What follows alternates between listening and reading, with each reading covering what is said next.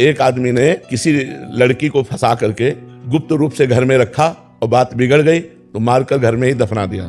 और इतनी सफाई से कार्य किया कि किसी उस क्षेत्र की लड़की नहीं थी तो किसी को पता नहीं चला। 10 वर्ष व्यतीत हो गए। सामने स्वर्णकार का मकान था तो कुछ राजकीय कर्मचारी उसके यहाँ आया करते थे, स्वर्णकार के यहाँ, और वो ऐसा नंबर 2 का काम करता था। तो उनको पता चला तो कुछ फीस वो देता रहा।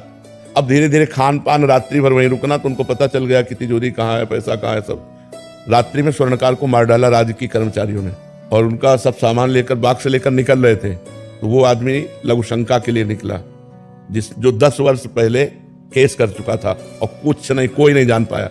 वो निकला, उन्होंने देखा तो उनका कुछ करके आ रहे हो आप लोग, घबराए दिखाई दे, बाग से कहाँ से लेके आ रहे हो? चुप, हम तुमको भी इसमें से कुछ दे देंगे, तुम अपने घर जाओ।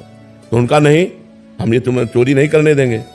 तो उसने कहा हम चोरी नहीं किया, हम उसको मार के भी आ रहे हैं, अगर तुम्हें चैन से जीना है तो इसमें कुछ हिस्सा ले लो और जाओ। तो उसने कहा बिल्कुल नहीं ले सकते हो, हल्ला मचा रहे हैं। बोले मचाओ हल्ला। उसने हल्ला मचा दिया तो उसने उसको पकड़ लिया, हल्ला मचाने वाले को, और कहा अब भाग के कहाँ जाएगा? 10-20 लोग आ गए, बोले इसने स्वर्णकार को मारकर देखो, ये बॉक्स लेकर के जा रहा था, हम पकड़ा रहे तो हल्ला मचा। पूरा का पूरा केस उसके ऊपर डाल दिया।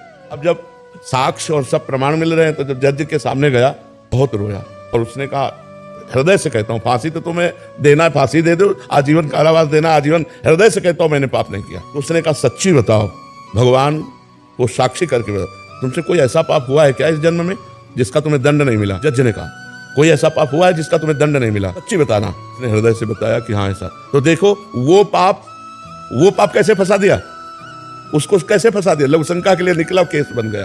तो कई ऐसी घटनाएं होती हैं हमारे जीवन में जिसमें वर्तमान में हम दोषी नहीं होते, लेकिन भूतकाल का किया हुआ अपराध हमको वर्तमान में फंसा के दंड देता है। इसलिए आप बिल्कुल प्रसन्न रहिए, इसमें आप दोषी नहीं हैं।